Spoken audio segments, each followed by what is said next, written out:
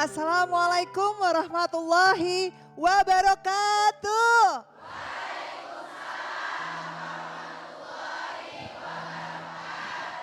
Masya Allah, semangat banget ya.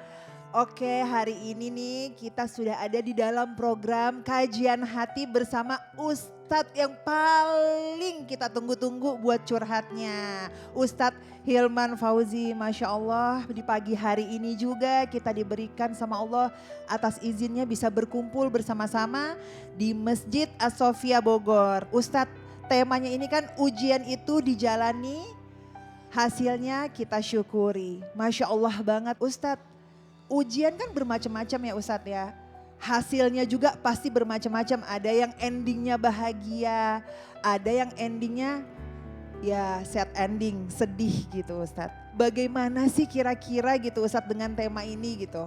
Bismillahirrahmanirrahim. Assalamualaikum warahmatullahi wabarakatuh.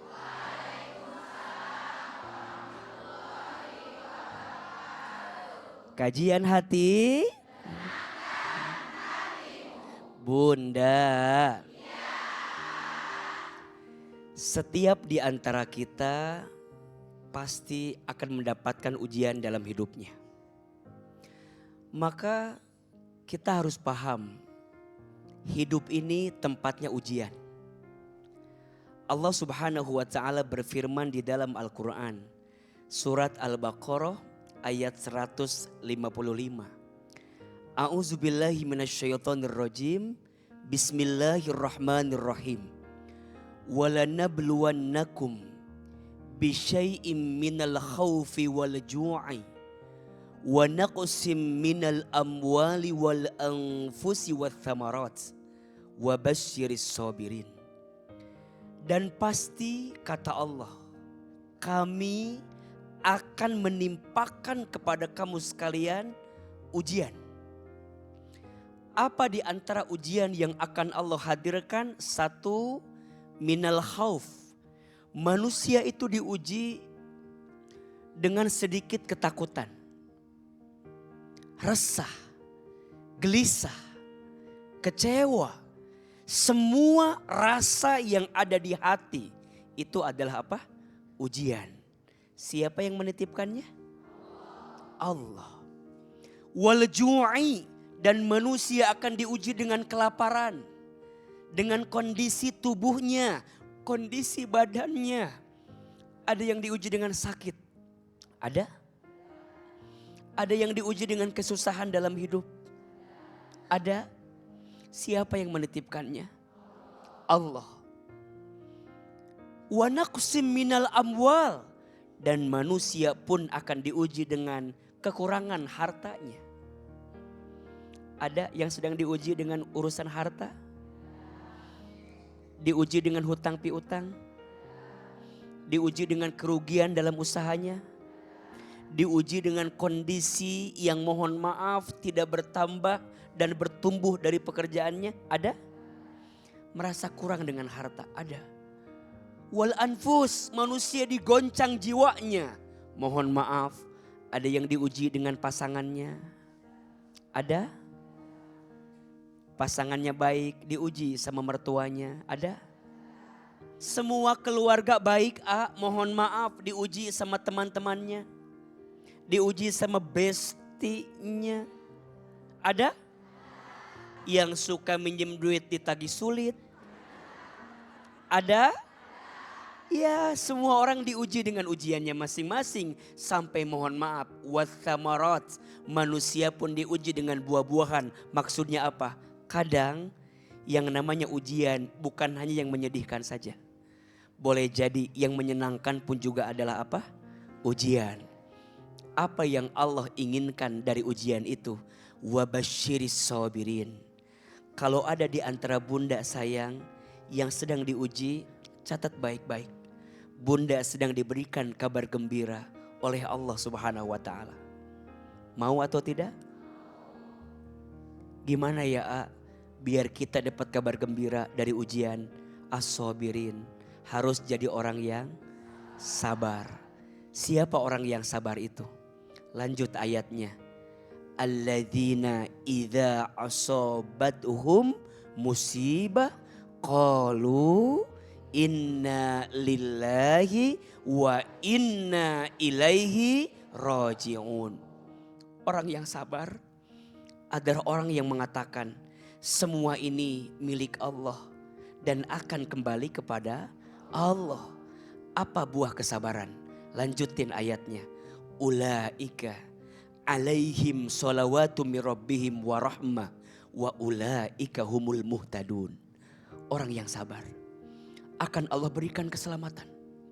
Orang yang sabar akan Allah berikan kebahagiaan. Orang yang sabar dengan ujian, bahkan kemudian dia mendapatkan rahmat kasih sayang Allah dan mendapatkan petunjuk dalam hidupnya. Setelah sabar, baru dia akan menemukan syukur.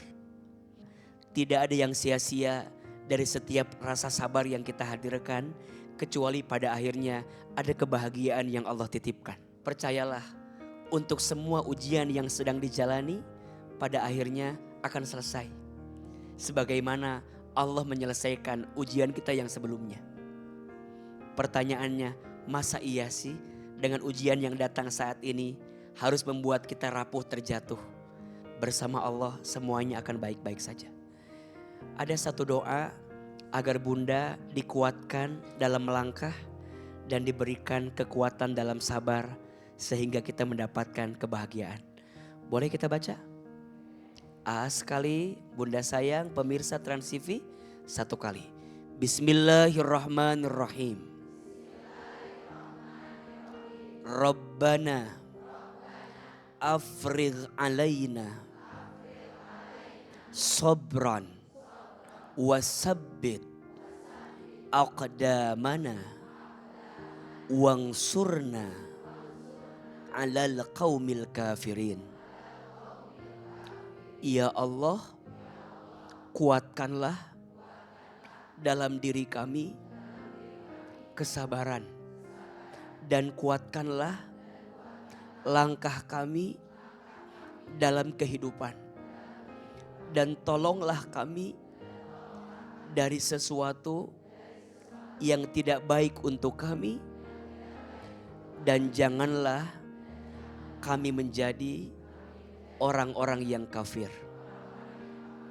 Baca doa ini agar kita dikuatkan dari setiap ujian yang dihadirkan. Insya Allah. Masya Allah Ustadz. Dan yang paling penting tadi adalah bagaimana caranya di saat kita menerima ujian adalah kita harus bisa belajar bersabar. Bunda, ada yang mau nanya nggak nih? Ayo. Silakan. Assalamualaikum warahmatullahi wabarakatuh. Waalaikumsalam warahmatullahi wabarakatuh. Nama saya Gestina. Qadarullah saya anak broken home. Orang tua udah pisah sekitar kurang lebih 7 tahun yang lalu. Hubungan sama ayah cukup masih baik, tapi sama ibu udah nggak terlalu baik karena ibu sudah menikah dan punya anak. Semenjak menikah lagi, ibu rasanya udah lepas dari tanggung jawabnya sama anak-anaknya. Udah gak ingat sama anak-anaknya lagi.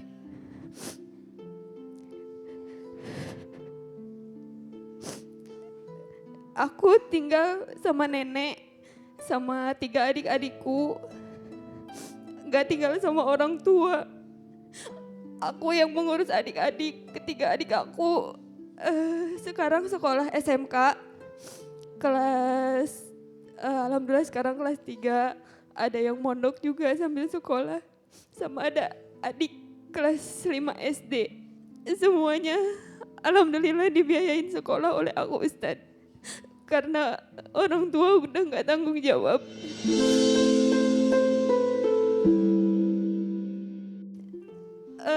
Semenjak COVID, ayah mungkin ayah masih ngasih, tapi semenjak COVID kerjanya udah gak baik. Jadi untuk mencukupi di rumah aja itu belum cukup. Bahkan untuk adik aku lanjut sekolah aja, ayah bilang jangan disekolahin.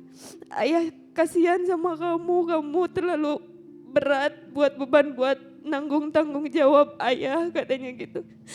Tapi sebagai kakak, aku nggak tega ngelihat adik-adik aku nggak sekolah gitu, Ustaz.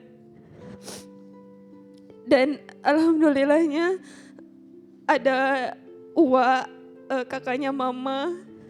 Aku kan kerja, adik aku yang paling kecil kelas 5 alhamdulillah diurus sama Uwa dari kelas 1 SD sampai kelas 5 sekarang. Aku tahu mama itu baik, tapi mama itu melepas tanggung jawabnya setelah ketemu sama suaminya yang baru sekarang.